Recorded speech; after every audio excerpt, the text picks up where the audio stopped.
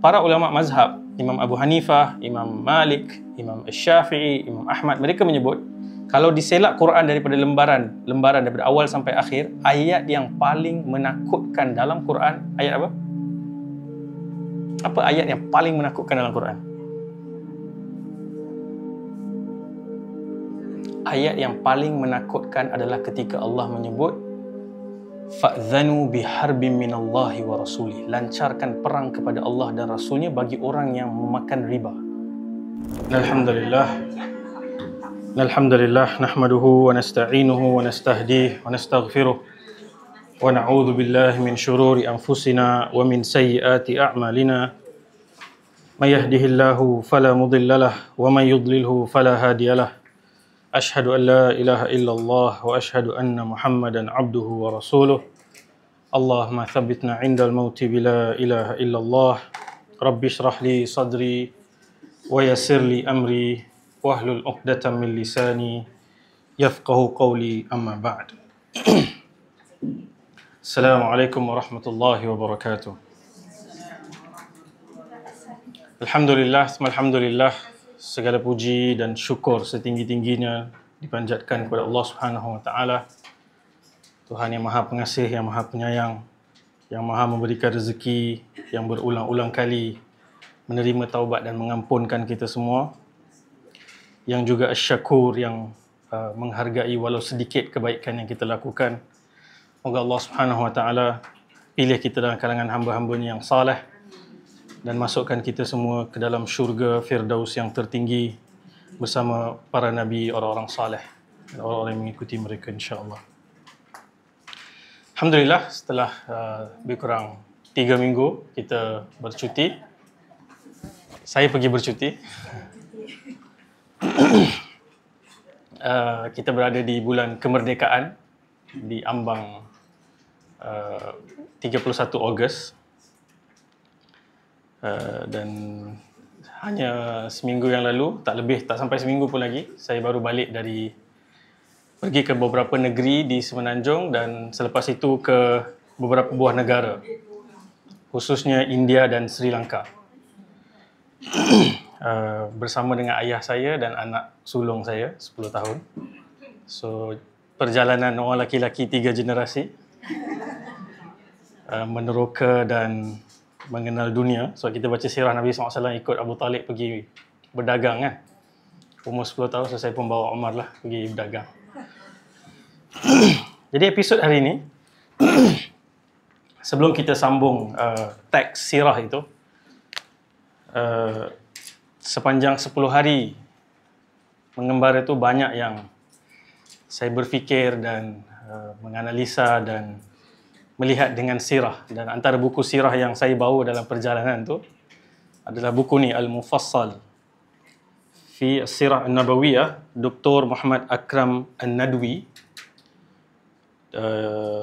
Syekh ni baru saja datang ke Malaysia bulan Julai hari tu di Masjid Negeri Shah Alam selama hampir seminggu, mengajar surah Al-Mulk, mengajar surah Al-Kahf dan memberikan beberapa syarahan di beberapa tempat lah, di Kementerian Wanita, di sebuah bank dan di beberapa tempat lagi.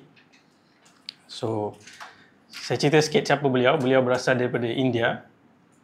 Jadi saya bawa lah buku yang ditulis oleh penulis yang berasal dari India untuk baca sirah di India tu. Beliau telah menulis satu buku yang cukup luar biasa, menghimpunkan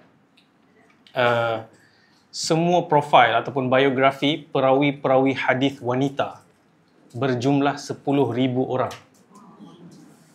Al-Wafa bi Asma'in Nisa, nama kitab dia, dan ada 43 jilid. 43 jilid. Kita nak kira jilid tu pun tak larat. Belum kita membaca, tapi beliau menulis. Itu satu, tapi yang sekarang ni sedang dicetak adalah tulisan beliau syarah kepada Sahih Muslim, 25 jilid. Seorang pakar tafsir, seorang pakar bahasa, pakar hadis dan juga pakar sejarah. Beliau sekarang di Oxford, ataupun lebih spesifik, beliau merupakan dekan di Cambridge Islamic College di United Kingdom. So buku dia pun tulis Oxford Al-Mamlakah Muttahidah, United Kingdom, di Oxford, United Kingdom. Dan ini antara buku beliau yang baru diluncurkan.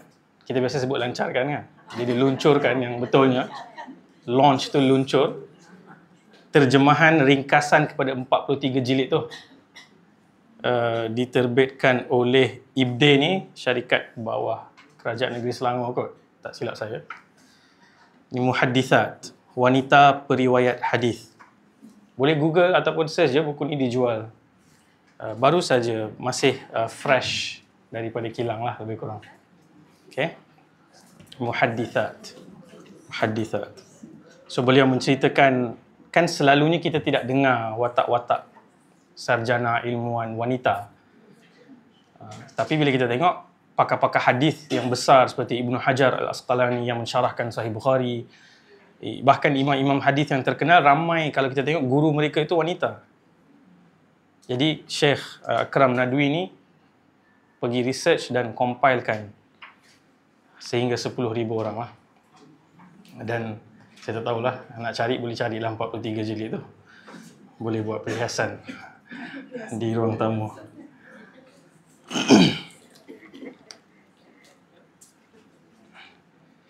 So bila kita baca sirah Nabi SAW, satu poin yang nak saya sebut sebelum kita nak meneliti, saya nak membawa beberapa refleksi yang saya fikirkan.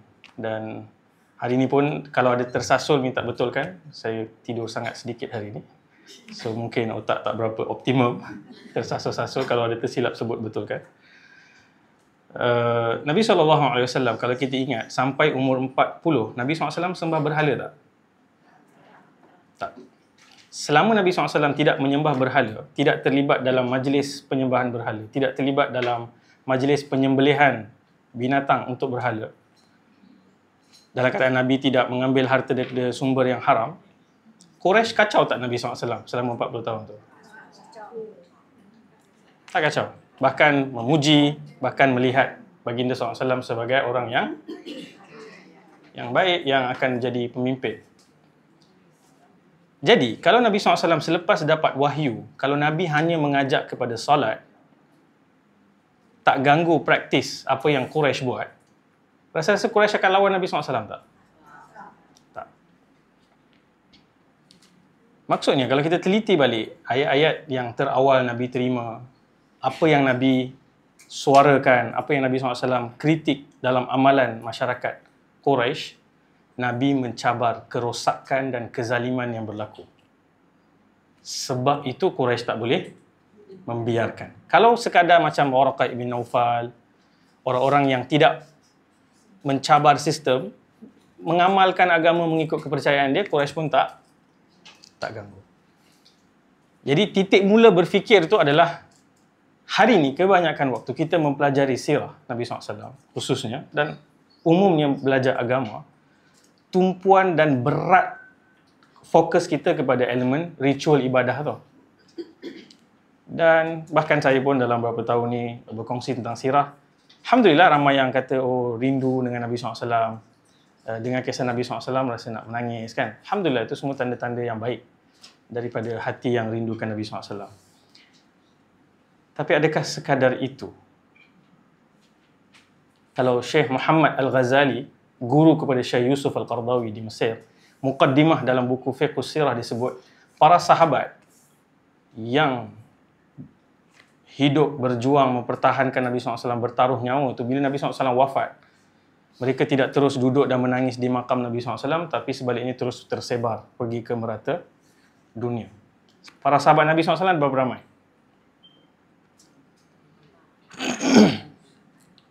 Kita tanya soalan yang patutnya cerita di hujung kan. Waktu Nabi buat haji perpisahan, berapa jumlah sahabat Nabi yang direkodkan? Siapa ingat? Kita pernah sebut ni. Rasa-rasa berapa ramai? 1,000. 114,000. 100 berapa? 14,000. Itu yang datang haji. Ada tak yang tak datang haji? Ada. daripada 114,000 tu, yang kita kenal, kalau saya dengar Syekh Tariq Suhaidan, salah seorang guru sirah yang penting, dia cuba search semaksimum yang mungkin sehingga paling kurang pun jumpa nama sahabat tu, tak tahu cerita apa pasal dia, tapi nama dia ada. Radhiyallahu anhu. Kalau kita kumpulkan, kita hanya ada sejumlah 2,500 orang yang kita kenal. So, maksudnya berapa ramai yang tak dikenali? Tapi point yang dia nak buat tu adalah, nanti kita akan masuk ni supaya kita boleh appreciate. Nabi SAW, selama 23 tahun Nabi membawa risalah ni, menukar, melawan sistem dan membawa balik keadilan tu, Nabi hanya perlukan 2% daripada masyarakat untuk membawa perubahan tu. Kalau dapat 2% yang solid macam kita cerita pada episod yang lepas, sanggup diseksa, sanggup ditekap dengan besi panas, tidak berputus asa, cukup 2%, perubahan boleh buat. Sebab majority, termasuklah kita semua, sebenarnya hanyalah pengikut. Kita tak berani nak ambil tanggungjawab yang kena berkorban sampai ke tahap itu kan. Kalau kita lukiskan dalam skala hari ni pun, contohnya Gaza, berapa persen orang yang ada kat situ tu berbanding umat Islam yang ada ni? Kan? Berapa persen je? Tapi percentage tu cukup kalau dalam lebih kurang 2% perubahan boleh berlaku. So, bila saya pergi ke negara seperti India dan Sri Lanka, kita kena ingat satu, Islam datang ke Malaysia ataupun Tanah Melayu ataupun Nusantara salah satunya daripada benua India. Tapi hari ni kalau kita pergi, hari pertama tu saya rasa nak balik dah lah. Saya rasa saya takkan boleh survive. Sekarang ni pun tengah betulkan balik saraf-saraf otak yang dah berserabut. Tapi bila semak sejarah, kawasan India, Sri Lanka, Pakistan, Bangladesh, ni semua ni, di bawah kerajaan Mughal India dulu, merupakan kuasa ekonomi yang memegang 25% kekayaan dunia.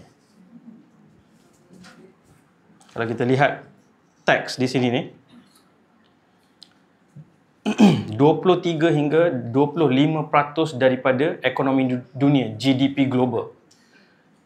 Mereka menguasai tekstil, kain kapas, sutera, rempah, perhiasan emas, hasil pertanian. Nak contoh hari ni negara yang menguasai 25% ekonomi, negara apa?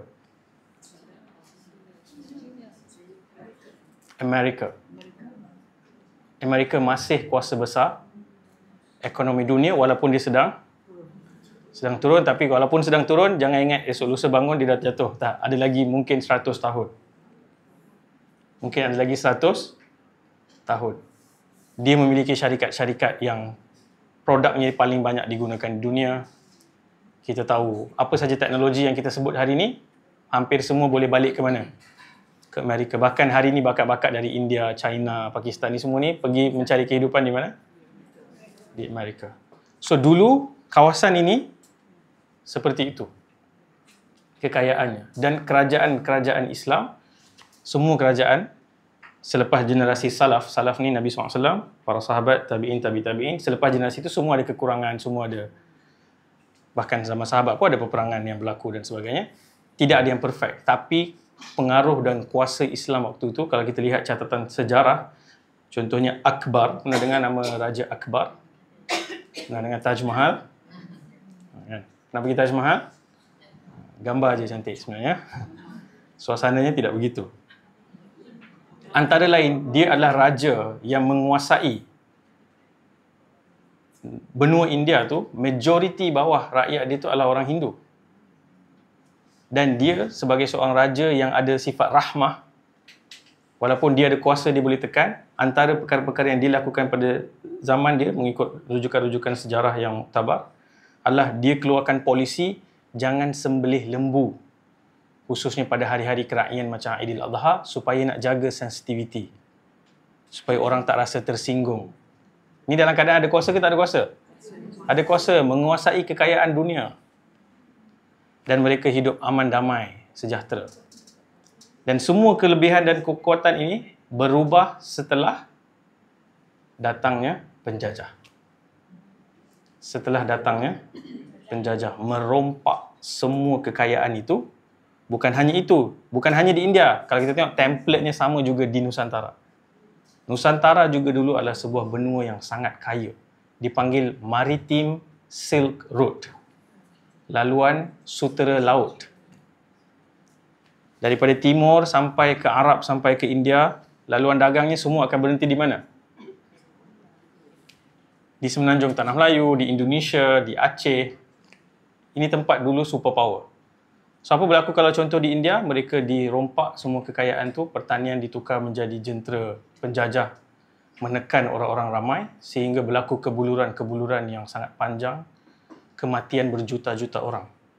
Dan ada catatan-catatan yang direkodkan, Perdana Menteri UK pada waktu itu, Great Britain sebut, padan muka dia orang mati, beranak macam arnab, dan sebagainya. Saya sedang sentuh tentang kesan penjajahan tu. Sama juga kalau kita baca sikit sejarah kita dengan lebih terbuka, kita akan lihat berapa banyak kekayaan kita yang telah diambil lah. So, saya bila tengok apa yang berlaku di Gaza misalnya, dengan boleh rakam, dengan boleh direkodkan pun tak boleh nak stop penjajahan tu. Bayangkan zaman tu apa yang mereka buat tak ada rakaman. Tak banyak juga sejarah yang ditulis oleh orang yang ditindas. Kita tak tahu apa jenis suffering, penderitaan yang mereka lalui. Itu cerita daripada sebelum penjajah, kemudian dijajah. Kemudian penjajahan berakhir. India juga baru je menyambut ulang tahun kemerdekaan dia 15 Ogos. Indonesia 17 Ogos. Sama dengan birthday saya lah. Tak payah ucap, tak apa, it's okay. Kemudian sikit lagi kita 31 Ogos. Sebelum tu Singapura ada 9 Ogos. Kita selalu bila masuk bulan kemerdekaan, Alhamdulillah kita ada majlis kerajaan, kemerdekaan. Ni semua ada kaitan dengan sirah ni. Tapi sejauh mana sebenarnya kita merdeka? Minda dan hati perasaan kita ni rasa kembali berdiri sendiri di atas kekuatan, identiti dan sifat yang kita ada. Sebab kalau kita lihat hari ni, contoh saya pergi ke India tu, ke Sri Lanka pun sama. Bayangkan di Sri Lanka tu, ada satu masjid berusia 1,200 tahun lebih. Colombo Grand Mosque. Dibina pada tahun 380 Hijrah. Buku sirah yang terawal ditulis lebih kurang 340 Hijrah. Awal. Dan bila penjajah masuk Portugis dan sebagainya, mereka bakar masjid tu. Kalau kita pergi ke Melaka kan, Hari Merdeka kita seronok pergi bandar bersejarah kan. Melaka tu, Kota Formosa, apa-apa binaan yang ada, contoh ni antara penulis yang saya cadangkan tuan-tuan baca sempena bulan-bulan kemerdekaan ni, Dr. Hafizi Muhammad Nur ni, Fajar Islam di Nusantara, ada Fajar Islam Nusantara 1, Fajar Islam Nusantara 2, dan beliau juga baru menulis lagi buku tentang Andalus. Banyak yang kita tidak tahu adalah tempat yang dibina kubu-kubu yang tinggalan sejarah tu adalah runtuhan masjid dan kawasan perkuburan Islam yang diratakan. So contoh Grand Mosque Colombo tadi tu, bila saya baca sejarah tu, saya terkejut sebab yang membina semula, arkiteknya adalah orang Melayu. Pada tahun 1800 something lah, 1820-an, seorang lelaki nama Muhammad Balangkaya, nama dia. Balangkaya. Dia adalah arkitek dan jurubina yang membina semula masjid tu. Dan kalau kita baca buku-buku macam ni, saya memang hari ni akan recommend banyak buku lah. Antara buku favourite saya untuk saya baca dan saya cadangkan saudara-saudari, sahabat-sahabat cari adalah Kenang-kenanganku di Malaya. Profesor Dr. Hamka ni tulis tentang, bayangkan negara jiran nak merdeka, dia tulis satu buku sebagai hadiah sempena kemerdekaan Malaysia tu. Nanti saya bacakan sikit teks, tapi saya nak cerita apa yang Profesor Hamka selalu cerita. Dulu kalau kita tengok, sebelum ada flight, semua orang pergi haji macam mana? Naik kapal. So, mana port yang paling utama di Semenanjung Tanah Melayu untuk pergi haji? Kelang. Selepas itu? Penang. Kalau pergi ke Penang, dulu kawan saya sendiri yang project leader buat siapkan museum haji Pulau Pinang. Ada banyak gambar, rekod, perkara-perkara yang daripada Pulau Pinang mereka akan pergi ke Aceh. Aceh juga tempat orang bercampur-campur darahnya. India, Arab, Turki. Daripada Aceh orang pergi mana? Selepas berhenti di Aceh, kapal tu akan berlayar pergi ke Colombo, ke Ceylon. Suatu orang balik dari haji dulu, bawa balik teh. Daripada Sri Lanka pergi ke Jeddah. So, semua tempat-tempat ni, hari ni dipecahkan oleh penjajah dengan etnik. Dan dia bukan hanya pecahkan India tu, dipecahkan semua tempat lah. Kat Malaysia pun macam tu lah. Kita sedang melihat kesan itulah sekarang ni. So, Profesor Tahamka dalam buku ni, dia cerita, saya baca sikit. Dia kata, percampuran darah telah terjadi sejak beribu-ribu tahun yang telah lalu. Di masa orang Hindu masuk ke Pulau Jawa, darah kita di Pulau Jawa telah bercampur dengan darah Hindu. Hindu itu masuk di India. Di masa kebesaran Sriwijaya, bercampurlah darah kita dengan Cina, dengan Siam dan Burma. Apabila kita perhatikan raut muka saudara-saudara kita dari Aceh, nampaklah raut muka bekas Keling dan Arab. Keling ni, hari ni dia adalah terma yang bersifat menghina dalam konteks yang kebanyakan digunakan. Tapi Keling ni daripada perkataan Kalinga dinasti. Dinasti Kalinga yang berada di selatan India, orang-orang datang daripada sana dulu dipanggil Keling sebab datang daripada dinasti Kalinga tu. Sebelum dia berubah menjadi perkataan yang digunakan dalam konteks yang tidak baik lah. So, tu ada Masjid Kapitan Keling kan?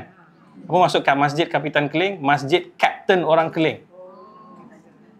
Antara masjid yang terawal dibina oleh pedagang yang datang daripada selatan India. Sampai hari ini ada ni. So dia kata begitu, setelah kita menerima agama Islam sebagai pegangan hidup. Ni sedap ni. Dan nenek moyang kita merasa bahawa bekas-bekas yang datang dari tanah Arab, Parsi, Hindustan adalah sebagai guru kita. Umumnya mereka datang tidak membawa isteri. Lalu nenek moyang kita menerima mereka sebagai menantu. Yang mulia, sebab itu sekali-sekali janganlah kebangsaan Melayu didasarkan kepada pembersihan darah. Panjang lagi ni, nanti jadi baca, sesi baca buku. Tapi saya cadangkan baca buku ni. Satu, Nabi SAW bila start dakwah tu, apa benda yang Quraisy tak boleh imagine? Kabilah itu bercampur. Bangsa ataupun etnik darah lain datang dan tinggal mendapat kemuliaan yang sama. Buya Hamka cerita kita dulu semua hidup bercampur dan bila Islam datang, kita bersatu. Dan kita sudah tidak lagi membeza-bezakan antara darah. Sebab tu hari ini kalau orang yang tidak salah untuk membela etnik kaum, memperkasakan, semua itu adalah usaha yang baik. Tapi apabila kita naik ke satu lagi tahap dengan memandang hina dan memomokkan permusuhan, itu jahiliah. Itu jahiliah yang Nabi SAW hapuskan. So daripada peringkat awal lagi Nabi SAW bila start dakwah tu, kita ceritakan dah ada orang macam Bilal, dah ada orang yang macam nanti kemudian kita akan lihat Salman daripada Parsi. Nanti kita akan lihat orang macam Suhaib yang walaupun darah Arab tapi dia dibesarkan dan di hidupnya di Rom dan semua itu berlaku. So hari ini bila pergi balik ke negara seperti itu yang telah dijajah kuasa ekonomi dunia, kalau kita lihat hari ini selepas penjajahan daripada 25% kuasa ekonomi itu jatuh ke 2%. So, bila saya pergi sana tu, apa yang menyedihkan, yang saya rasa banyak benda yang saya fikir kalau kita betul-betul belajar sirah, bukan hanya kita bercakap tentang solat dan sebab ayat-ayat yang terawal turun di Mekah, nanti kita akan lihat beberapa ayat, dia bukan hanya soal akidah kan. Ayat tu selalu tekankan anak yatim, orang miskin, bayi perempuan yang dibunuh, hidup-hidup. Itu semua adalah keadilan sosial, penindasan ekonomi. Itu semua adalah perkara yang Nabi SAW start from day one, daripada hari pertama. So, satu, mereka rompak kekayaan. Yang kedua, mereka meninggalkan satu struktur supaya terus bermusuhan antara etnik dan agama ni. Sebab tu hari ni ada parti yang memerintah negara India tu sedang menggerakkan propaganda besar-besaran sebiji macam Zionis untuk cerita Islam ini semua adalah penjajah. Islam ni penjajah. So banyak ancaman, ada orang yang dipukul, dibunuh. Kalau mungkin tengok di YouTube atau di TikTok dan sebagainya, ada video-video yang keluar bagaimana mereka diserang. Anak-anak perempuan muslimah yang pergi ke sekolah, yang pergi ke college pakai tudung, dibuli, ditarik, dipukul dan diperlakukan. Dan itu semua propaganda yang mereka buat hari ini. Kononnya orang Islam datang dan menjajah benua India. Sedangkan kalau tengok semua aspek yang kita kenal tentang India hari ini, nasi biryani. Nasi biryani bukan asal India. Dia asal daripada Parsi. Ketika Islam datang masuk daripada Parsi. Rempah ratusnya semua tu datang dari Parsi. Bollywood, filem semua ni pun daripada Parsi. Banyak lagi bahasanya. Even Taj Mahal tu kan bentuk dia macam apa? Masjid. Dulu zaman Nabi SAW masjid ada kubah? Tak ada. Kubah ni adalah architecture Rom dan Parsi. Yang hari ni kita boleh tengok defaultnya mana-mana, even di Turki ke di Malaysia ke, kalau ada kubah, maksudnya kita tahu ini masjid. So, sejarah yang kaya, yang penuh dengan semua flavor ini, datang penjajahan kita berfikir macam budak. Budak ni hamba yang dipermainkan. Hari ini penjajah tak perlu ada kat sini, dia hanya perlukan algoritma untuk mengkucak-kacirkan pahaman dan cara kita hidup harmoni ataupun tidak dalam negara. So bila saya pergi sana, apa yang saya nampak? Sangat ramai budak-budak yang hidup tanpa ayah. Ibu-ibu yang membesarkan anaknya tanpa suami. Sebab apa? Suami semua pergi mana? Kalau berdagang tak apalah, balik kaya lah. Pergi bekerja bertahun-tahun sebagai buruh. Termasuklah di macam negara kita ni. So bila kita tengok situasi tu, dia adalah kemiskinan yang berstruktur. Budak-budak ni lahir. Even di apartment saya tinggal tu ada seorang cleaner orang Pakistan. Waktu anak saya lahir tu, Muhammad tu, anak dia pun lahir di Pakistan tu. Dah sampai nak 2 tahun ni, dia tak pernah jumpa lagi anak dia. Dan itu bukan dia seorang. Itu adalah jutaan. Kesan daripada penjajahan tu, mereka menjadi miskin. Tak ada upaya nak menyara keluarga, mereka keluar. Dan bahkan saya pergi tu sebab ada wedding. Antara lain sebab ada wedding. So saya jumpa, saya interact, tanya. Kebanyakan mereka dah tak jumpa yang makcik-makcik, yang kakak-kakak yang ada ni. Tak jumpa suami dah 3 tahun, dah 4 tahun. Sebab hidup, itu pun gaji dia bukanlah apa pun. Sekadar boleh. Sebab anak-anak ni semua membesar tanpa ada libat ayah. So bila saya tengok tu, ini anak yatim lah. Technically ini anak yatim. Isteri sendirian membesarkan anak dengan segala trust yang dia tanggung tu. Sehingga saya ada habit lah kalau saya pergi kedai makan, kedai gunting rambut. Semalam pun pergi kedai gunting rambut, tanya berapa tahun tak balik lah. Selalunya 3-4 tahun mereka tak balik. Kumpul duit. Dan mereka balik, contohnya sebulan, maksimum, habis-habis, mereka tinggalkan balik. Keluarga datang sini dan cari makan. So, saya fikir, kalau Nabi SAW ada mengajar kita semua aspek tentang keadilan sosial ni, adakah kita akan membiarkan hal ini terus berlaku? Kemudian dengan sistem keuangan yang berasaskan riba ni, yang mencengkam hidup, bukan hanya di negara yang dah miskin tu, kalau kita tengok hari ni pun, anak-anak muda yang berkahwin, yang nak mendirikan keluarga, berapa ramai yang struggle? Nafas tercungap-cungap di borderline nak survive. Family breakdown. Saya bahkan jumpa seorang ni, mungkin tuan-tuan kenal, Tuan Fazrul yang buat Quran Hour di TV kan. Beliau dah habiskan daripada Al-Fatihah sampai An-Nas dan setengah go second round. So ada satu hari tu saya jumpa dan saya bersembang. Dia memberikan refleksi, dia kata setelah dia mengajar sepanjang beberapa tahun ini, dan dia kata prime age orang Islam kebanyakannya habis sebab nak survive dengan sistem kewangan yang ada ni, dengan hutang dan sebagainya. Kalau pun mereka mula bernafas di hujung-hujung tu, ada energi lagi nak buat apa-apa? Tak ada dah. Dah dicengkam. Dan sebab tu bila antara perkara yang menarik dalam Quran, sebelum kita cerita ayat-ayat yang nanti kita akan masuk ni, saya nak bagi refleksi ni supaya kita nak rasa the intensity.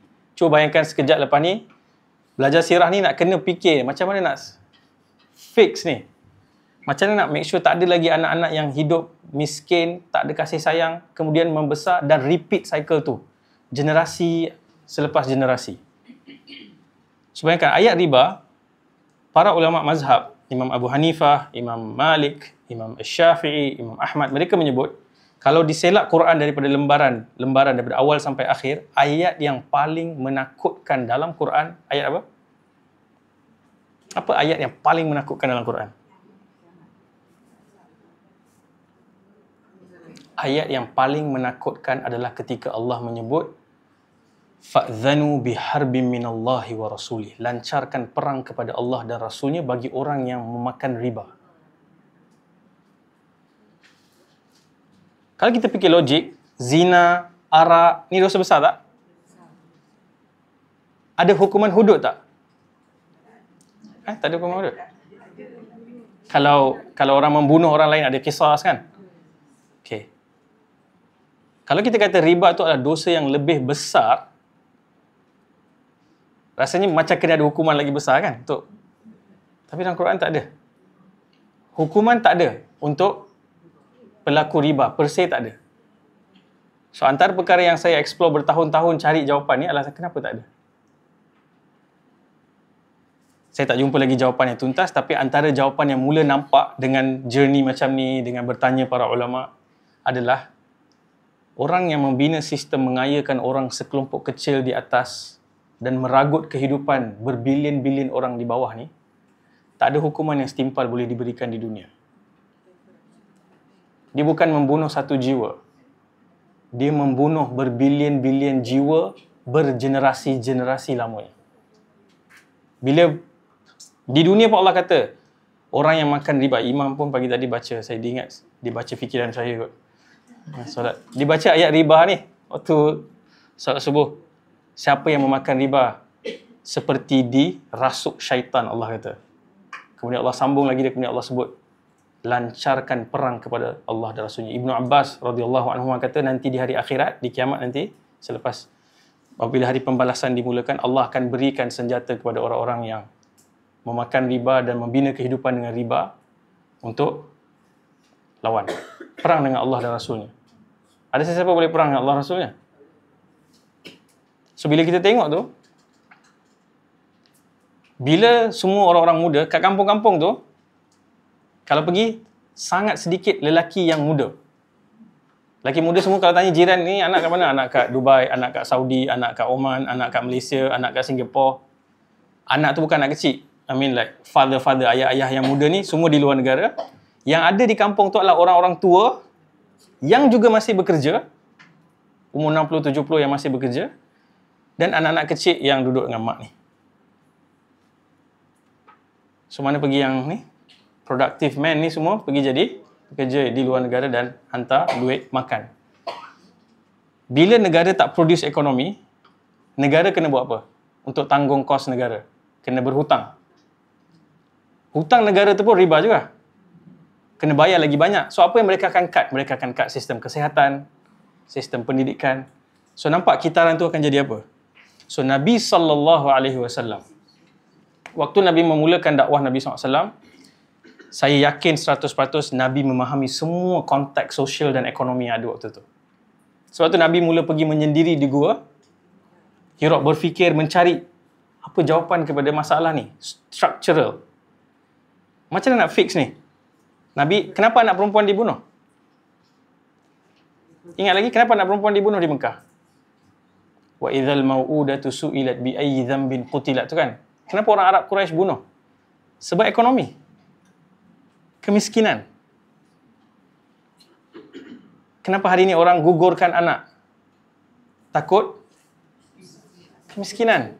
Kenapa sebahagian generasi baru ni mula bercakap soal tak perlu berkahwin, kalau berkahwin pun jangan dapatkan anak, childless. Kenapa?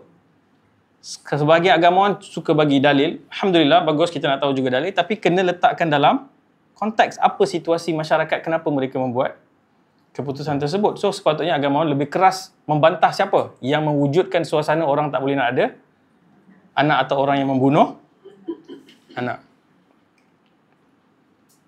Baru ni pun saya travel, saya jumpa seorang guru. Saya sembang dalam kereta dengan dia. Dia cerita pengalaman dia uruskan pelajar-pelajar Form 1 je, Form 1, Form 2, yang kalau ditegur, anak murid yang Form 1, Form 2 ni akan mencarut balik kat cikgu dia tu. Kan baru ni viral kan, dia pukul cikgu semua.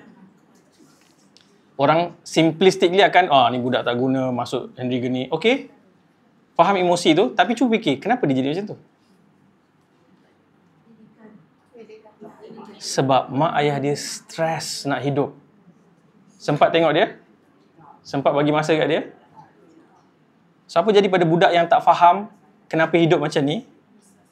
Kenapa aku tak diberikan perhatian? Pergi sekolah kena marah pula. So, memang dia buat salah pun. Okay, fine. Memang dia buat salah. Tapi dia faham tak semua ni? Lepas tu kita pun hantar dia ke pusat pemulihan, kumpul dengan semua budak-budak yang macam tu juga. Itu ke solution dia? Serabut tak problem ni? Serabut. Sebab tu saya fikir, bila saya fikir pasal sirah, Nabi SAW bukan datang nak ajak orang solat semata. Nabi bukan ajar macam pakai tudung. Itu semua penting. Itu semua penting. Tapi tengok priority. Nabi fix apa dulu? Nabi cabar apa dulu? Contoh antara surah yang terawal, surah Al-Ma'un. Al-Ma'un tu, surah tu maksudnya, Al-Ma'un tu tahu apa Al-Ma'un? Orang yang kedekut dengan benda kecil-kecil. Kalau tafsiran para ulama tu, dalam konteks orang Arab dulu, nak pinjam garam pun tak nak bagi. Contoh kita dulu nak masak, gula habis, nak buat teh. Kita ketuk rumah jiran, pinjam gula sikit. Yang itu pun sampai dia jadi, kalau istilah kasarnya jadi kedekut. Tak hidup masin lah. Jadi stingy. Masyarakat hari ni jadi stingy, jadi kedekut sebab semua fikir siapa? Fikir diri sendiri. So, bila saya lalu kat streets, kat jalan-jalan kat India tu, kat trafik tu, homeless, terbaring, tak ada siapa kisah kat tengah jalan tu. Bila berhenti kat traffic light, ibu datang bawa baby ketuk cermin, minta.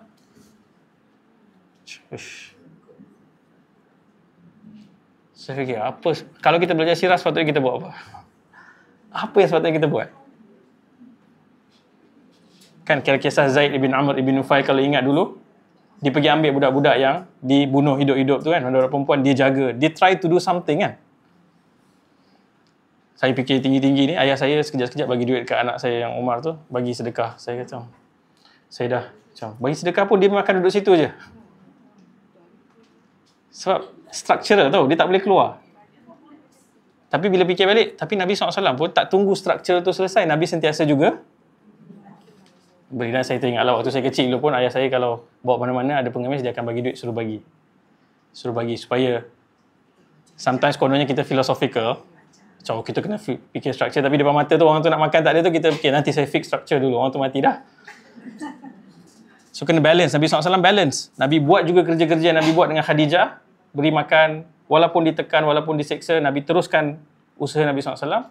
Dalam masa yang sama, Nabi SAW juga melawan struktur. So surah Al-Ma'un tadi tu Allah start dengan kata ara'aital ladzi yukadzibu biddin. Tidakkah kamu lihat orang yang mendustakan agama? Merujuk kepada elit Quraisy, sebab mereka adalah tokoh-tokoh agama Quraisy. Tokoh-tokoh agama Mekah waktu tu yang serban besar, jubah labuh ni Abu Sufyan, Abu Lahab, Abu Jahal ni. Allah kata mereka mendustakan agama. Kemudian Allah kata apa?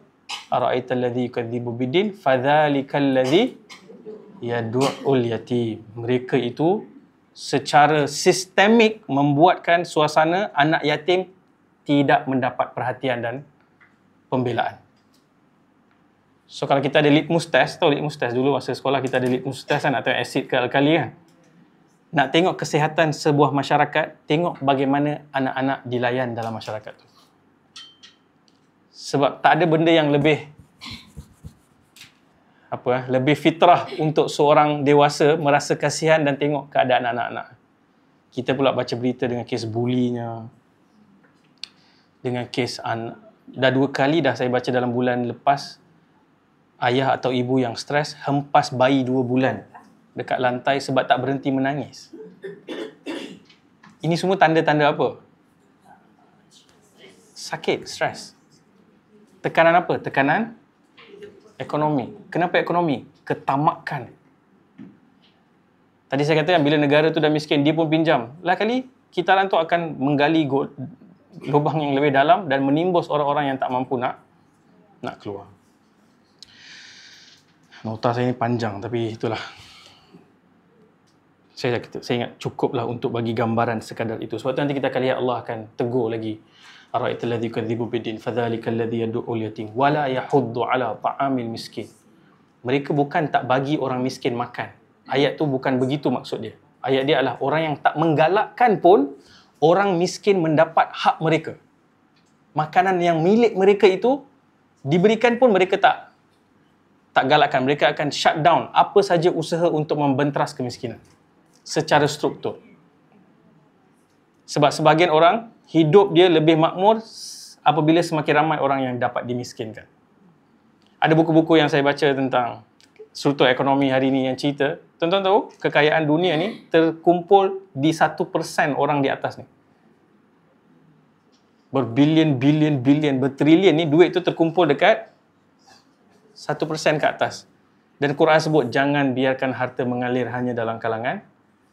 Seluruh sistem kewangan yang berasaskan riba ni adalah formula untuk terus selama-lamanya mengayakan orang kaya dan memiskinkan orang miskin. Saya bagi contoh, ini orang yang ada lebihan duit, orang yang tak ada duit. Kalau riba, dia bagi pinjam, orang ni bertambah liability, yang ni income dia bertambah atas angin. Apa jadi pada jarak ni? Semakin jauh. Berbeza dengan zakat, orang yang ada lebih ni kena bagi, tak perlu bayar balik. Orang yang dapat ni menerima duit tu, ada purchasing power, ekonomi terus grow dan gap ni semakin dekat. Sebab tu kalau dalam baca ayat-ayat riba pun Allah start daripada Mekah lagi mencantas amalan-amalan ni sehingga last kali Allah seal the deal tu bagi tahu siapa yang terus makan riba, lancarkan perang kepada Allah dan Rasulnya. Sebab dia membunuh jiwa-jiwa yang begitu ramai. So bila tengok tu, kita sedang melihat apa yang Allah sebut tu lah. Penderitaan yang saya baru berapa hari lah, 7 hari macam tu, wife hantar video anak kecil tu pergi kat luar depan rumah, panggil ayah, ni Muhammad ni ada kat sini. Saya tengok tu pun dah broke down dah. Si Omar tu tanya ada tiket awal, kita boleh booking balik terus. Literally dia menangis dan dia tanya ada booking awal, kita balik. Bayangkan ayah-ayah yang 3-4 tahun tak jumpa anak ni, yang dia tak pernah tengok pun anak tu sejak lahir. Pattern dia adalah di balik sebulan tu, dia datang balik, wife dia akan pregnant. Dia jumpa balik anak tu umur 4 tahun. Sebab tu paling kurang kalau kita tak boleh nak selesaikan masalah ni, bila pergi ke tempat kedai makan, nampak buruh-buruh yang menyapu jalan, tunjukkan empathy. Tunjukkan rahmat belas kasih. Memang ada sebahagian mereka tabiatnya kita tak suka, cara hidup. Memang pergi sana tu kita tengok, cara hidup ni memang tak boleh survive. Makan campak sampah gitu. Kalau tengah kat jalan tu tak boleh ada 1 inci gap. Ada kereta akan masuk dalam tu. Kalau tak mau kereta, lembu akan masuk. Just how they live. So bayangkan satu masa lagi 100 tahun Amerika macam tu. Apabila dirompak kekayaannya dan dipecah belahkan masyarakatnya, itu apa yang berlaku. So hari ni kita kena fikir, negara kita ni Alhamdulillah, dalam banyak-banyak negara dekat dunia ni, saya tak jumpalah ada negara lebih baik daripada Malaysia ni. Wallahil azim, demi Allah, tidak ada negara lebih baik daripada Malaysia ni. Dalam semua aspek. Dalam keberagamaan, dalam rezeki yang melimpah ruah, cuaca yang baik. Kita mana ada gempa, kita mana ada tsunami, kita mana ada ribut taufan. Negara jiran kita semua ada. Bahkan ini betul-betul semalam, jiran saya orang Pakistan, dia kadang-kadang dia ada masalah, dia pinjam duit dan sebagainya, dan dia ajak jumpa, dia tunjuk video kampung dia. Kan banjir kat Pakistan kan? Dia adik-beradik tinggal dekat apartmen yang saya tinggal tu. Mak ayah dia, isteri dia, isteri adik dia, 2 orang anak dia, 2 orang seorang anak adik dia, semua meninggal dan hilang, tak jumpa.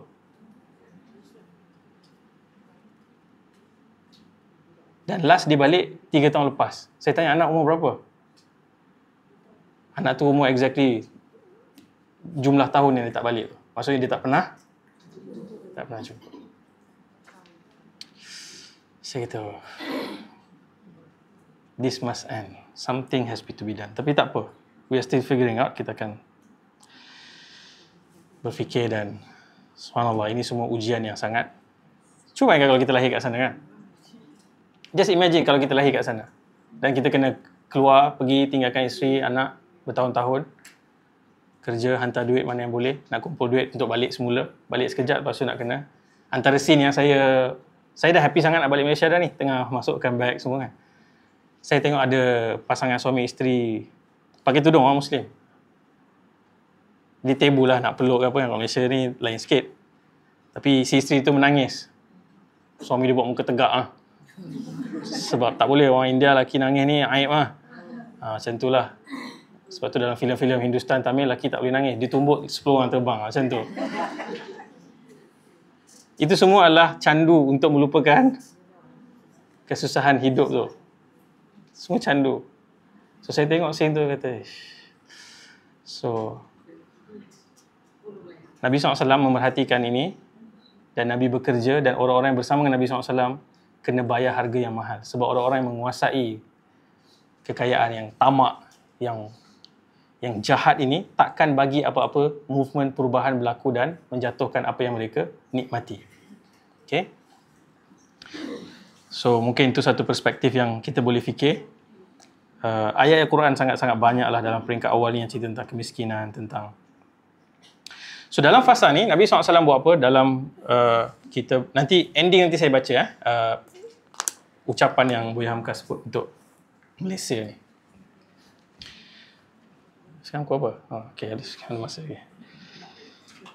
So Nabi SAW ketika melihat para sahabat disiksa seperti mana kita ceritakan dalam episod yang lalu, Nabi SAW tidak berhenti berdakwah.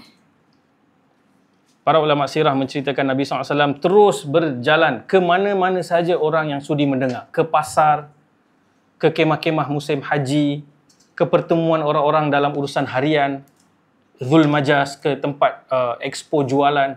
Nabi pergi dan Nabi akan sentiasa ulang, Ya ayyuhan nas, qulu la ilaha illallah tuflihu.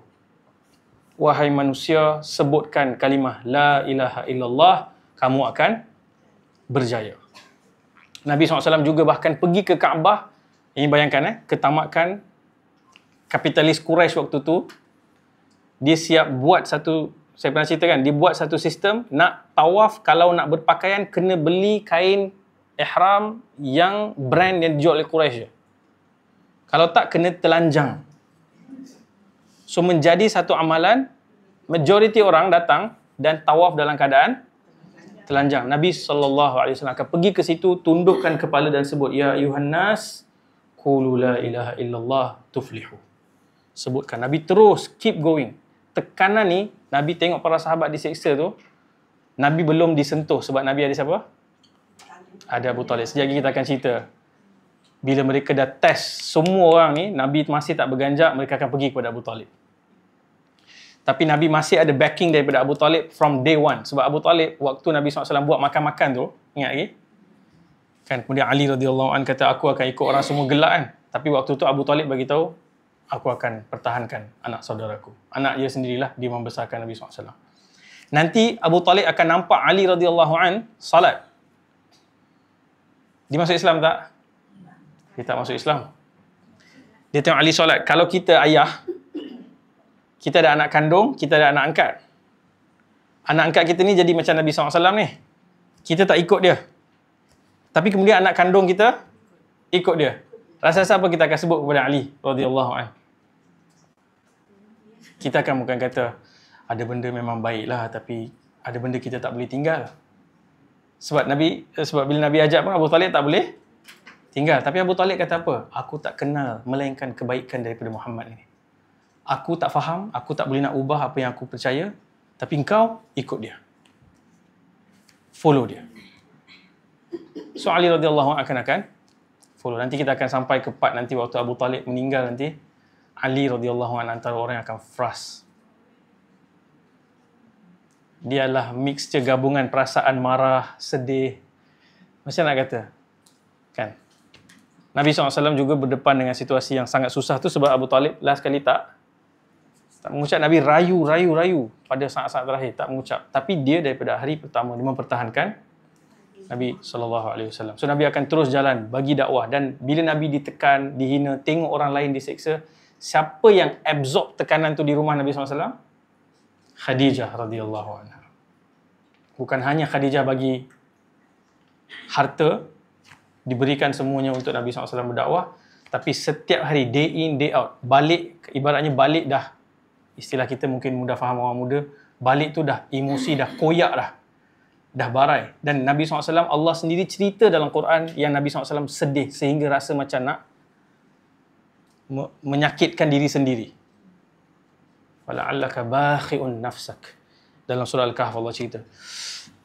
Rasa sakit. Bila balik tu, siapa yang bagi balik kekuatan pergi balik keluar? Khadijah radhiyallahu anha. Dan ia berlaku setiap hari, day in, day out, day in, day out. Sehinggalah, dan kalau kita boleh bagi konteks ni, ada dua pakcik lah dalam hidup Nabi ni yang menjadi ikon. Satu Abu Lahab, satu lagi Abu Talib.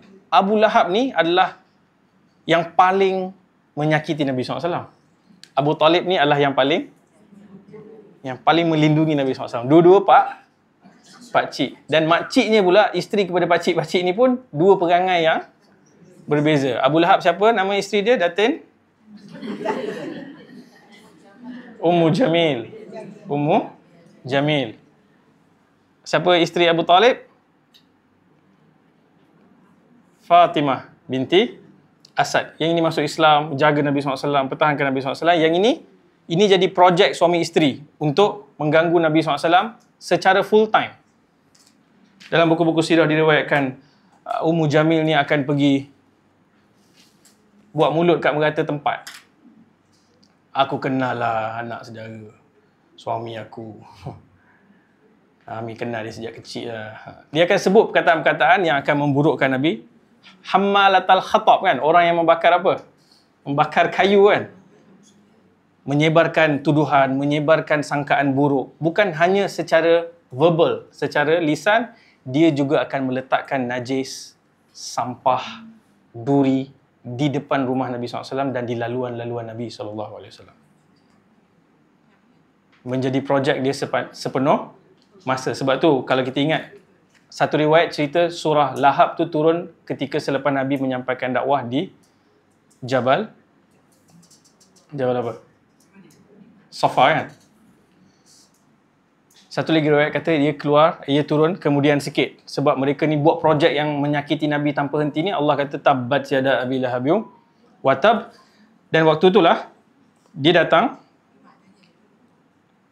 dia start create satu ungkapan namanya Muzammam.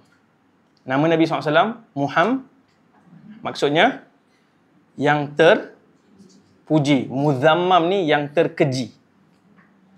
So dia akan sebut, merujuk kepada Nabi dengan memanggil Muzammam.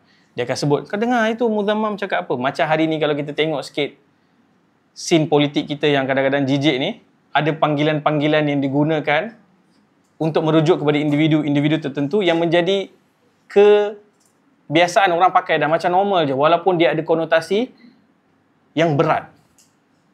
Konotasi melibatkan fitnah seksual, konotasi melibatkan credibility, integrity seseorang. Semua orang just type je. So bayangkan waktu tu si Datin Ummu Jamil ni, dia cuba bagi orang panggil Nabi apa? Muzammam. Sampai dalam Sahih Bukhari, Nabi SAW dalam hadis Imam Bukhari, satu hari Nabi SAW sedang duduk dengan Abu Bakar. Ummu Jamil ni entah mungkin hari tu tengah swing mood dia. Dia marah sangat. Dia datang dan dia bawa batu. Dan dia jumpa Abu Bakar dan ditanya, mana kawan kau Muzammam? Kalau aku jumpa dia, aku ketuk kepala dia dengan batu ni. Abu Bakar terkedu sebab Nabi SAW ada di sebelah. Dia kata, mana? Ada kat sebelah. So, bila Ummu Jamil berlalu pergi, Abu Bakar lihat Nabi SAW dan tanya, dia tak nampak kau ya Rasulullah? Dia tak nampak. Allah Subhanahu Wa Taala menghalang dia daripada melihat Nabi Muhammad. Dan Nabi SAW sebut, ala ta'jabun? Tidakkah engkau terkejut ataupun rasa ajaib, wahai Abu Bakar, bagaimana Allah memalingkan daripada aku celaan Quraisy ni? Mereka mencaci Muzammam. Tak tahu siapa yang mereka caci, aku Muhammad. Nabi kata, wa ana Muhammad. Mereka panggil siapa tu Muzammam tu? Tak tahu mereka rujuk siapa. Aku Muhammad. Tapi cuba fikir, Nabi ada rasa tak sakit tu?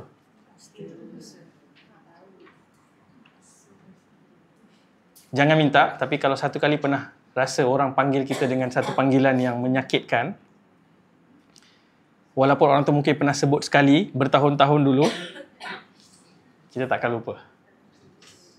Oh, dulu dia pernah sebut macam ni. Saya sendiri ada benda-benda yang saya pernah dengar orang sebut, dah lama dah puluh tahun dah pun. Bila saya jumpa orang tu, first kali saya ingat, kau sebut benda ni kat aku dulu.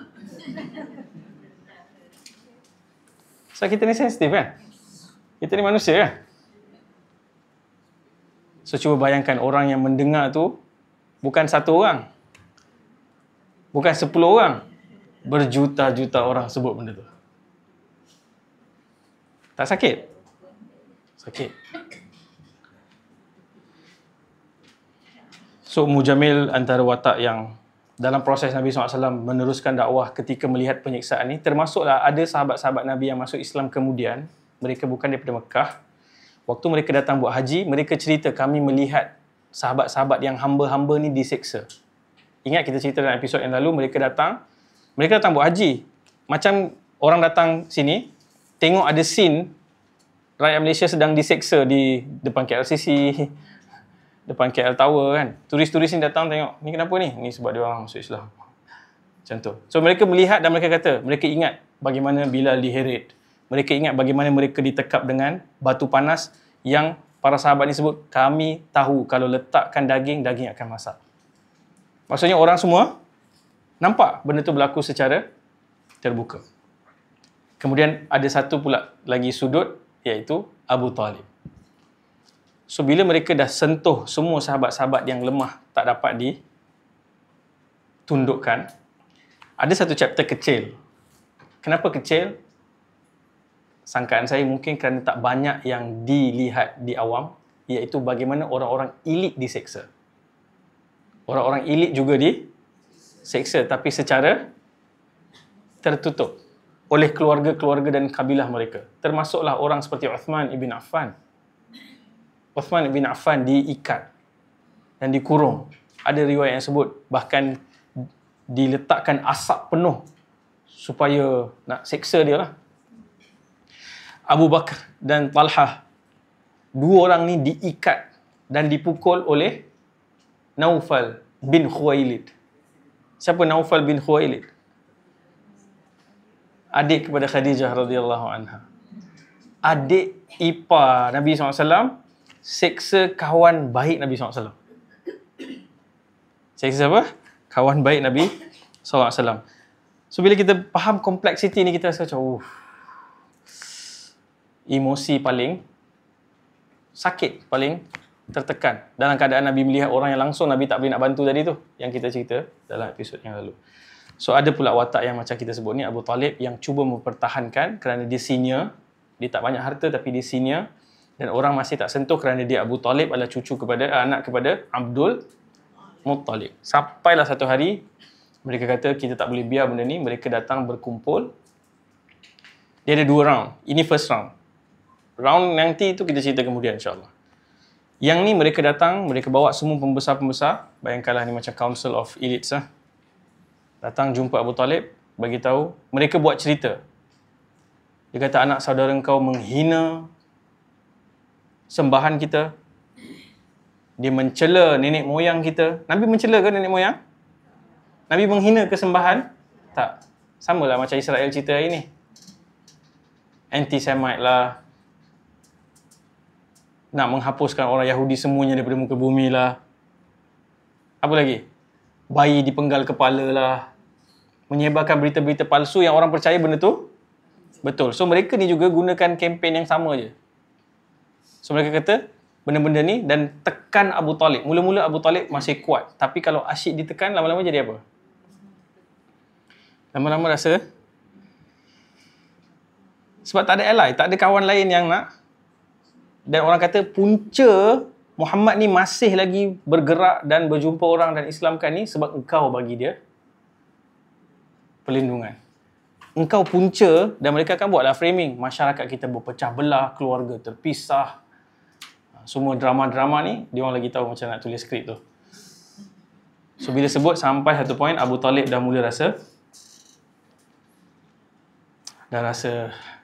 tertekan. Abu Talib panggil Nabi SAW. Ini adalah riwayat Ibn Hisham. Syekh Dr. Akram Nadwi ni pun dalam buku ni dia catatkan riwayat ini daripada Ibn Hisham pada muka surat 30 lebih ni, bahagian-bahagian terawal tu. Ini sebenarnya ringkas dia macam gist of sirah. Macam quick read macam tu.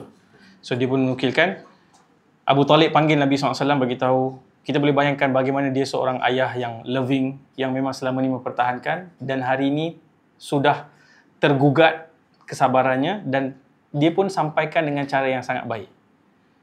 Dipanggil, ya ibni akhi, wahai anak saudaraku. Anak kepada Abdullah. Dia kata dekat Nabi SAW, jagalah diri kau dan jangan kau pikulkan ke atas aku sesuatu yang aku tidak mampu tanggung.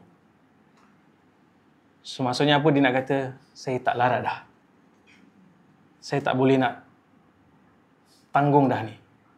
Minta Nabi SAW stop, minta berhenti. Kita tak boleh nak bayangkan apa yang perkataan mereka sebut semua. Kita boleh bayangkan emosi itu berat. Kemudian Nabi SAW menyebut satu ungkapan yang sangat famous. Kalau baca mana-mana buku sirah, insyaAllah akan ada sebab dia bersumber daripada Ibn Hisham. Juga dalam Dalailun Nubuwah dan lain-lain. Dan Nabi SAW sebut, Wallahi ya ammi, demi Allah, bapa saudaraku, seandainya mereka meletakkan asyams fi yamini, mereka meletakkan matahari di tangan kananku, wal qamara fi yasari, dan bulan di tangan kiriku. Ini apa? Simbolisme apa ni? Kalaupun mereka berikan yang paling impossible, paling mustahil, iaitu bulan dan matahari, supaya an atruka hadzal amr, supaya aku meninggalkan urusan ini, ma taraktuhu hatta, aku tidak akan tinggalkan urusan ini sehingga Allah menzahirkan ataupun memenangkannya, atau aku binasa kerana mempertahankannya. Nabi kata, no matter what, saya tidak akan berhenti. Dan Nabi SAW menangis. Nak tunjukkan Nabi SAW selama ni bergantung harap dengan siapa? Sokongan Abu Talib ni. Sekarang Abu Talib goyang. Itu yang kadang-kadang kita baru ni pun ada scene, ada orang ahli politik kena serang anak bini kan. Selama mana pasangan kita support kita, kita akan rasa kuat. Sampai satu point kalau pasangan kita kata, dah lah bang, saya tak boleh pergi dah. Cuba bayangkan situasi seperti itu. Kalau sampai macam ni, akan mengguncang. Nabi SAW terguncang dengan apa yang Abu Talib sebut, tapi Nabi mempertahankan pendirian tu dan Nabi menangis. Nabi bangun dan Nabi jalan. Pergi meninggalkan Abu Talib. Abu Talib diam seketika dan dia kata, Muhammad SAW, dia panggil, wahai anak saudaraku, tunggu. Mari sini. Dipanggil balik Nabi SAW dan dia kata dalam teks ni, ada teks Arab dia kata, kau pergilah, buatlah apa yang engkau suka, demi Allah, aku tidak akan menyerahkan kau selama-lamanya. Maksudnya sekarang dia sendiri memperbaharui tekad dia dan kesungguhan dia, bagi tahu, okey, apa pun jadi, aku tidak akan serahkan kau. So ini semua adalah momen yang Nabi SAW lalui. Dengan Nabi menanggung beban beratnya, tengok orang yang disakiti, diseksa, tengok orang miskin, anak bayi-bayi perempuan masih dibunuh tu ni, masih dibunuh. Nabi melihat semua kerosakan ini dan Nabi bergantung dengan sokongan yang ada di rumah.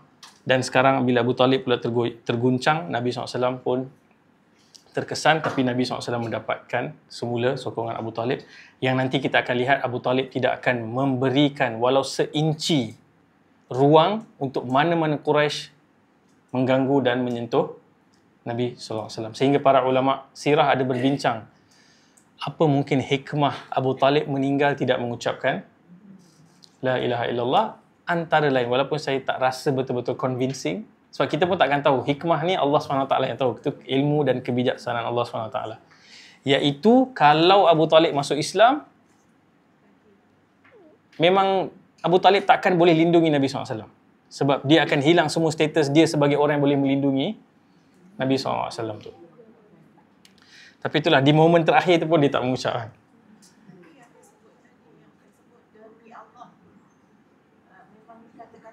Ya, demi Allah. Kenapa Abu Talib sebut demi Allah? Kenapa Quraisy pun sebut demi Allah? Sebab mereka memang percaya adanya Allah, tapi mereka menyengutukan Allah. Mereka sembah berhala dan mereka mewujudkan perantaraan ini sebagai bisnes dan juga mendapatkan pengaruh kuasa politik di Mekah. So memang mereka sebut demi Allah. So dalam fasa ni, insyaAllah next week, next class, tak tahu next week saya pergi umrah insyaAllah. So next class, kita akan cerita, saya nak bagi gambaran. Sekarang ni, kita baru di tahun ketiga, tahun keempat dakwah. Tahun kelima, Nabi SAW akan, Quraisy ni dia akan keep upgrade game dia. Ingat lagi dulu label, buat kempen ban Quran, semua tak jalan kan? Seksa tak jalan, pergi jumpa Abu Talib jalan tak? Nampak macam dah ada harapan? U-turn balik, tak jalan. Mereka akan keep upgrade game mereka. Next game yang mereka akan bawa ialah mereka akan pergi keluar daripada Mekah, cari bantuan luar. Cari bantuan luar yang nanti, kita akan cerita, waktu kita cerita nanti, yang nanti akan membuka jalan. Nabi SAW mula bagi tahu pada para sahabat, siapa yang nak keluar daripada Mekah boleh pergi ke Habasyah. Nanti kita akan analyse kenapa mereka pergi ke Habasyah. Kenapa orang-orang yang pergi ke Habasyah tu demikian orang-orangnya. Mungkin ada yang sangka dia orang-orang yang dizalimi. Tapi kalau kita ingat lagi kita punya epilog. Season 2 ni kita cerita kisah siapa dengan Raja Najasyi tu? Ja'far. Ja'far ni anak siapa? Radhiyallahu an? Abu Talib. Kalau Abu Talib boleh melindungi Nabi SAW, tentu dia boleh melindungi Ja'far. Tapi kenapa Ja'far pergi keluar dan radhiyallahu an pergi ke Habasyah? Nanti kita akan analyse. Apa sebenarnya Nabi susun dalam plan tu? Kenapa mereka pergi ke Habasyah? Itu akan datang kemudian. Tapi yang ni saya nak sebut. Gambaran ni waktu awal tahun ni, awal tahun keempat, tahun kelima ni sebelum mereka berhijrah. Rasa-rasa berapa ramai dah masuk Islam sekarang? Just a wild guess. Seramai dalam kelas ni ada? 100? Lebih kurang nak menghampiri 100. Kerana fasa Mekah nanti, total dalam 150 orang. Berapa tahun di Mekah? 13 tahun tu, selama 13 tahun di Mekah tu dalam 150 orang. Dan di Habasyah nanti ada akan lebih kurang 83 orang. Ramai ke? Sikit lah. Sikit. Tapi inilah golongan sikit yang paling penting sebenarnya. Nanti bila pergi ke Madinah, of course, cerita tu akan berubah banyak. Okay. Saya nak habiskan dengan ni, kemudian kita Q&A lah. Saya rasa hari ni berat kot. Rumit. Bukan berat tu sebab dengan cerita tu memikirkan masalah yang nak diselesaikan tu. Saya pernah dengar satu klip video. Video tu ada kat YouTube. Video rakaman suara Buya Hamka. Dia pergi ke masjid Nabi SAW. Dia duduk di tepi makam Nabi SAW. Dan dia cerita. Kononnya dia bercakap dengan Nabi SAW. Dia kata, "Wahai Rasulullah, aku datang daripada Indonesia. Beribu-ribu batu jauh dari sini. Dan agama yang telah kau mulakan dulu telah sampai ke Nusantara. Telah sampai ke Indonesia." So dalam buku ni, dia macam ada satu ungkapan yang lebih kurang, tapi saya nak kita berfikir tentang, saya akan baca lebih kurang satu page je, dia sebenarnya ada beberapa page ni, saya akan baca satu page je untuk kita berfikir apa sebenarnya nilai Islam yang kita ada hari ini dan apa sebenarnya nilai kemerdekaan yang kita ada. kita boleh pergi jalan yang lebih kontroversi. Contohnya kalau kita cerita, sebenarnya kita bangga tak dengan bahasa kita? Kita bangga tak dengan makanan kita? Kita bangga tak dengan pakaian kita, budaya kita? Sebab kalau saya tengok negara-negara yang heavily colonized, yang telah dijajah, antara benda yang ditinggalkan tu adalah satu budaya yang terlalu mengagungkan bekas penjajah. Semua yang kalau boleh di-associate dengan budaya dan cara penjajah tu dia rasa bangga. Self-esteem dia tu bergantung kepada sejauh mana dia. Buya Hamka dalam buku-bukunya, dia selalu ulang benda tu.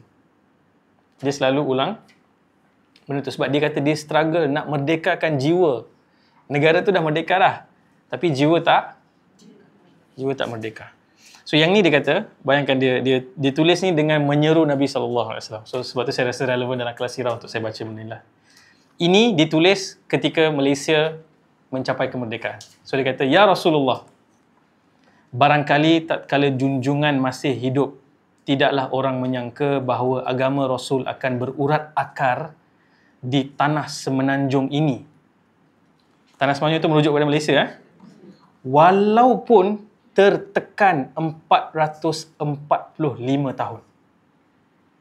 Buya Hamka bangga Islam bertahan walaupun penjajah datang dan cuba menghapuskan semua identiti Islam tu. Tapi Islam bertahan walaupun ditekan 445 tahun. Namun syiarnya masih bersinar menjadi dasar hidup daripada umat ini, menjadi agama rasmi daripada negaranya. Kemudian Buya Hamka menyebut, selamat datang Malaya. Selamat datang ke gelanggang percaturan yang besar di dunia. Turut menentukan sesudah sekian lama ditentukan. Faham? Turut menentukan setelah sekian lama ditentukan. Dia sedang bercakap tentang sekarang kita buat decision. Sebelum ni orang lain buat decision untuk kita. Turut memberikan hadiah kepada persada kesatuan dunia baru. Dari segi tumpukan kekayaan nenek moyang. Di antara 80 juta umat Melayu di Kepulauan Indonesia, ku sampaikan seruan suaraku. Ku sampaikan rasa kasih mesraku dari segi yang dapat ku berikan. Demikian yang telah ku lakukan di Indonesia di saat-saat dia mula mengangkat muka untuk merdeka. Dan demikian pula lah gedebuk jantungku, dia nak kata nervousnya, sekarang mengalu-alukan kemerdekaan Malaya. Hai Hang Tuah. Tadi dia panggil Ya Rasulullah. Dia panggil Hang Tuah pula. Dia kata, terbuktilah sekarang apa yang pernah engkau katakan, bahawa Melayu tidak akan hilang dari dunia. Kemudian tulis dia punya nama Al-Hakir Haji Abdul Malik bin Abdul Karim Amrullah Hamka. So ini orang dulu-dulu punya penghargaan. Dan sebab tu dalam buku ni Dr. Hafizi ada tulis nota kat depan ni, khas untuk Ustaz Aslan Shah, dia kata. Tapi yang ditulis kat bawah ni dia kata, pada masa silam tersimpan pesan-pesan yang tidak ternilai. So biasanya kita kata belajar sejarah ni bosan kan? Saya pun rasa bosan dulu. Saya pun tak ingat banyak benda lah. Tapi sirah ni kita sebenarnya belajar apa? Belajar sejarah. Sebenarnya belajar sejarah. Kalau tuan-tuan boleh duduk 1 jam lebih ni mendengar, walaupun setelah 2-3 kali tidur, tapi masih duduk. Bila kita belajar sejarah, sebenarnya kita akan semakin mengenal diri kita, dan dari situ kita akan dapat kekuatan. Sebab tu Nabi SAW juga diajarkan sejarah Nabi-Nabi yang terdahulu. Kerana tanpa itu, you won't find purpose. Macam mana nak find purpose kalau tak tahu daripada mana ia bermula? So, khusus kepada orang muda yang, of course, lebih ramai di online yang mungkin menonton, yang struggle dengan tak tahu hala tuju, tak ada purpose. Saya fikir perkara pertama yang kalau diambil usaha dan ditempuh jalan tu adalah belajar sejarah. Jangan cerita sejarah negara, belajar sejarah keluarga dulu. Ayah kamu asal dari mana? Ibu kamu asal daripada mana? Apa yang mereka telah lalu sebelum ini? Apakah kehidupan mereka yang telah mereka tempuh? Kalau kita tahu 1-2 benda pun, kita dah mula rasa penghargaan kepada apa yang kita ada. Baru ni saya pergi ke sebuah negeri, saya buat kelas sirah. random ada seorang peguam datang jumpa, duduk. Selepas dia dengar sirah tu, dia kata, dia cerita pasal anak-anak dia yang tak menghargai semua yang telah dikecapi hari ini. Sedangkan dia kata, dulu saya hidup macam ni, susah, miskin, makan begini dan sebagainya. So waktu saya dengar tu, saya kata, ya, sebab mereka tak tahu apa yang telah ditempuh sebelum ini.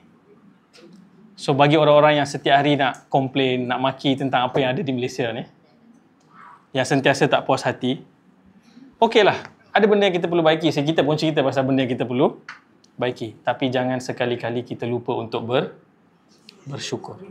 Semua negara mula jatuh dan hancur apabila majoriti masyarakatnya tidak bersyukur. Tidak bersyukur. Semoga Allah SWT tuliskan nama kita dalam kalangan orang-orang yang syukur dan rezekikan kita kefahaman sirah yang realistik, yang sebenar, bukan sekadar entertainment, bukan sekadar kosmetik. Kebetulan kan, lepas habis Merdeka, Maulid Rasul kan? So, saya mengharapkan, saya tahu episod tadi tu agak kesana ke sini, tapi cuba fikirkan dengan dalam, bukan hanya melihat buku, lihatlah kehidupan yang ada di sekeliling ni. Perhatikan, fikir, apa kisah di sebalik hidup orang yang macam ni? Apa yang berlaku pada dia? Kenapa dia berada di sini? Kenapa orang muda hari ni begini sikap dan perangai mereka? Apa yang telah berlaku? Kalau kita mula berfikir, insya-Allah Allah akan bukakan pintu kefahaman dan dari situ kita jadikan sirah ni sebagai penguat dan penunjuk jalan. Dan saya rasa setakat episod 28 ni kita dah boleh rasa dah sirah ni subjek yang sangat-sangat susah untuk dipelajari. So tak boleh settle. Saya dah belajar sirah Ustaz, darjah sekolah rendah dulu, saya exam saya dapat 100.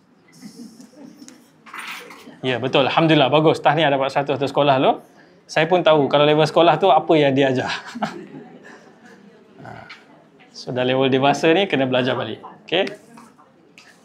Saya ending dengan ni. Bila saya travel, saya baca sirah, saya selalu jumpa episod yang kita dah cerita sebelum ni, ada benda yang saya terlepas yang saya baru tahu. So saya akan rasa, aduh, ada benda yang baru faham, tapi dah cerita dah banyak episod dah lepas dah. Sampailah saya dengar Dr. Tariq Suhaidan, dia kan buat ensiklopedia sirah tu. Dia kata dia ajar sirah tu, daripada awal sampai habis, 7 kali. Kita punya first series ni pun tak tahu berapa tahun lagi nak habis. Dia dah ulang berapa kali? 7 kali. Dan dia kata setiap kali dia ulang tu, dia betulkan dan improvise banyak daripada masa ke masa. So kita sebenarnya sedang memasukkan jari dalam lautan yang sangat luas. Apa yang kita rasa hari ini kita faham, we are just scratching the surface. Kita masih lagi scratching the surface. So jangan berhenti belajar. Semoga terus diberikan daya, minat dan juga kesungguhan dan tentunya ikhlas. Jumpa lagi insya-Allah dalam episod-episod yang akan datang. Wassallallahu ala nabiyina Muhammad wa ala alihi wa sahbihi wasallam. Walhamdulillahirabbil alamin. Assalamualaikum warahmatullahi wabarakatuh. Salam kemerdekaan.